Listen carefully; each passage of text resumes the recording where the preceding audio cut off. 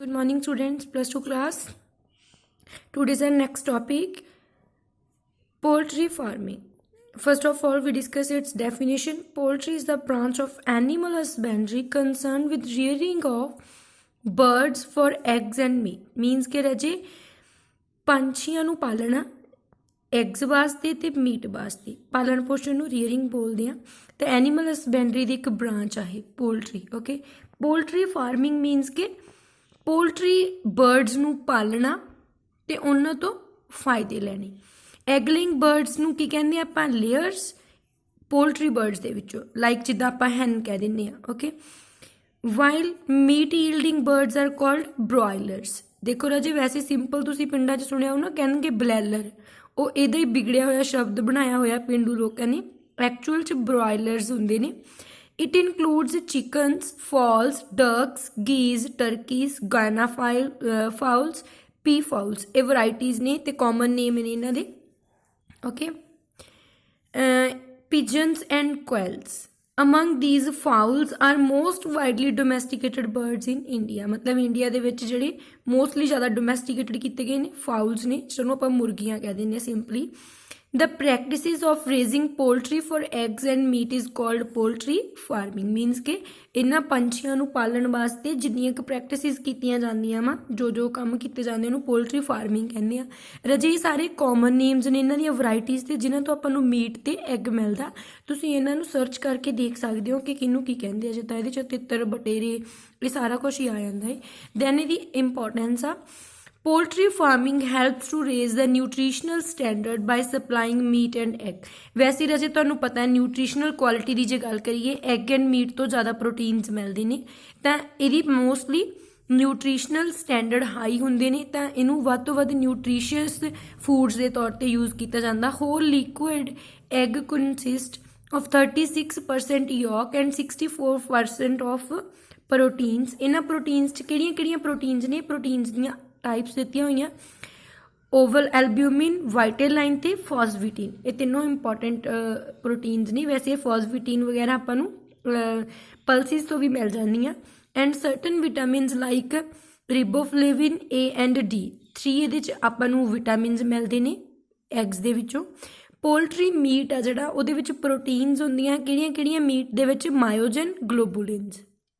Fats ਹੁੰਦੇ ਨੇ, vitamins and minerals ਹੁੰਦੇ ਨੇ। ਓਕੇ, ਦੈਨ ਰਾਜੇ ਤੁਹਾਡੇ ਕੋਲ ਆ ਪੋਲਟਰੀ ਇਨ ਇੰਡੀਆ। ਇਹਦੇ 'ਚ ਰਾਜੇ ਕੁਛ ਮੇਨ ਨਹੀਂ ਆ, ਤੁਸੀਂ ਖੁਦ ਰੀਡ ਕਰ ਸਕਦੇ ਹੋ। ਇਹ ਤਾਂ ਸਿੰਪਲ ਉਹਨਾਂ ਨੇ ਦੱਸਿਆ ਹੋਇਆ ਕਿ ਇੰਡੀਆ ਦੇ ਵਿੱਚ ਪੋਲਟਰੀ ਫਾਰਮਿੰਗ ਕਿੰਨੀ ਯੂਜ਼ ਕੀਤੀ ਜਾਂਦੀ ਹੈ, ਕਿਹੜੇ ਈਅਰ ਦੇ ਵਿੱਚ ਕਿੰਨੀ ਪ੍ਰੋਡਕਸ਼ਨ ਹੋਈ ਸੀ, ਕਿਹੜੀ ਸਟੇਟ 'ਚ ਜ਼ਿਆਦਾ ਕੀਤੀ ਜਾਂਦੀ ਹੈ, ਕਿਹੜੀਆਂ ਵਰਾਇਟੀਜ਼ ਨੇ। ਸੋ ਦੈਟਸ ਵਾਈ ਇਹਨੂੰ ਤੁਸੀਂ ਖੁਦ ਕਰ ਸਕਦੇ ਹੋ। ਅੱਗੇ ਦੇਖੋ ਰਾਜੇ, ਕਹਿੰਦੇ ਇਹਦੇ 'ਚ ਇੰਪੋਰਟੈਂਸ ਦੇਖ ਸਕਦੇ ਹਾਂ ਆਪਾਂ। In addition poultry also help in providing employment. ਦੇਖੋ ਰਾਜੇ, ਜਿਹੜੇ ਪੋਲਟਰੀ ਫਾਰਮ ਬਣਾਏ ਹੋਏ ਨੇ ਉੱਥੇ ਉਹਨਾਂ ਦੀ ਮੈਨੇਜਮੈਂਟ ਵਾਸਤੇ, ਕੇਅਰ ਵਾਸਤੇ ਉਹਨਾਂ ਨੇ ਕਹਿ ਸਕਦੇ ਹਾਂ ਮਜ਼ਦੂਰ ਰੱਖੇ ਹੁੰਦੇ ਆ, ਅਤੇ ਨੌਕਰੀ ਦਾ, ਰੁਜ਼ਗਾਰ ਦਾ ਸਾਧਨ ਆ।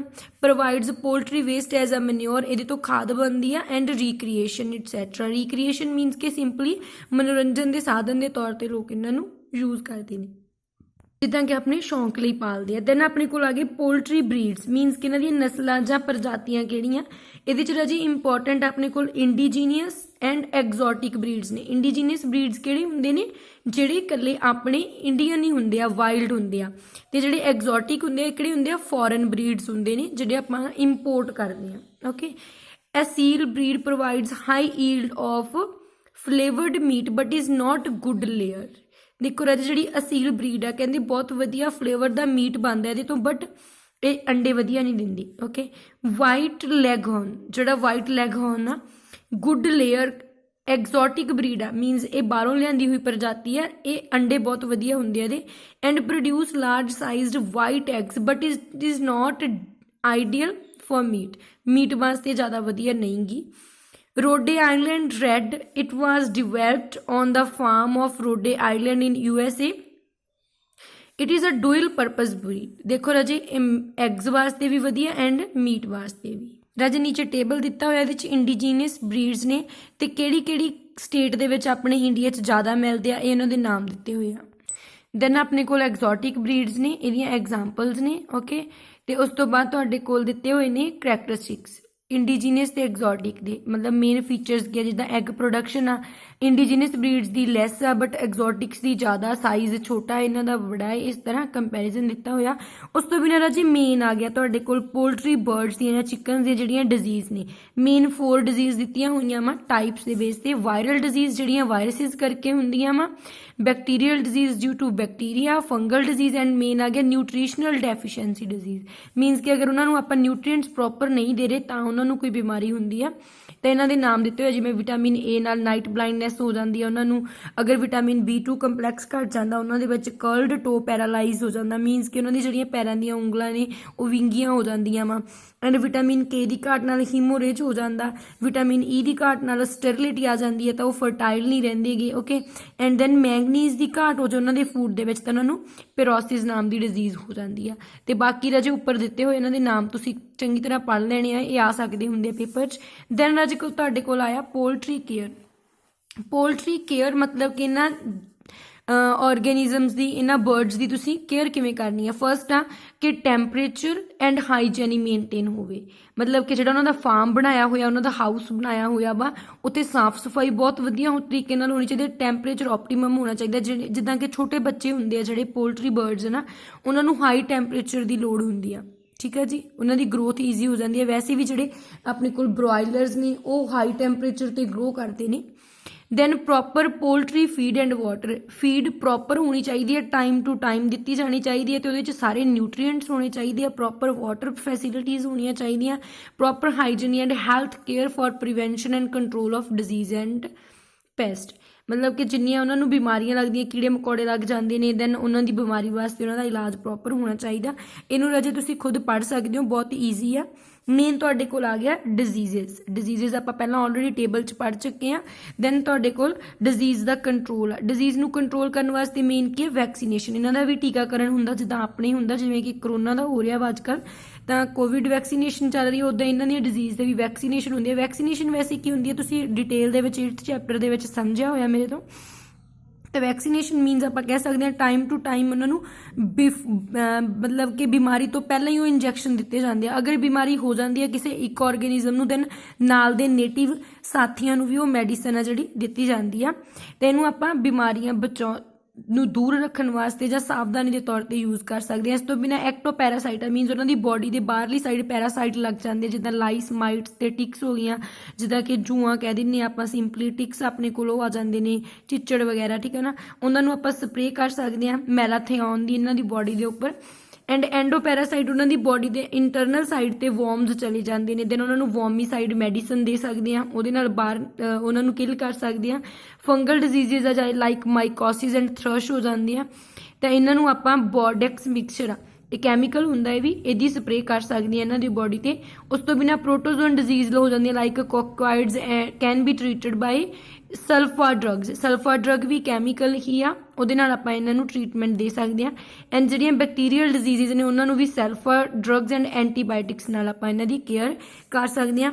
ਦੈਨ ਅੱਜ ਤੁਹਾਡੇ ਕੋਲ ਬਰਡ ਫਲੂ ਆ, ਇਹ ਇੱਕ ਡਿਜ਼ੀਜ਼ ਆ ਬਟ ਇਹਨੂੰ ਸਪੈਸ਼ਲ ਕਿਉਂ ਦਿੱਤਾ ਗਿਆ, ਵੈਸੇ ਤੁਸੀਂ ਮੋਸਟਲੀ ਸੁਣਦੇ ਹੀ ਹੋ, ਜਿਸ ਤਰ੍ਹਾਂ ਸਟਾਰਟਿੰਗ ਦੇ ਵਿੱਚ ਕੋਵਿਡ ਆਇਆ ਸੀ ਉਦੋਂ ਵੀ ਕਹਿੰਦੇ ਸੀ ਕਿ ਬਰਡ ਫਲੂ ਕਰਕੇ ਹੀ ਹੋਇਆ ਇਹ।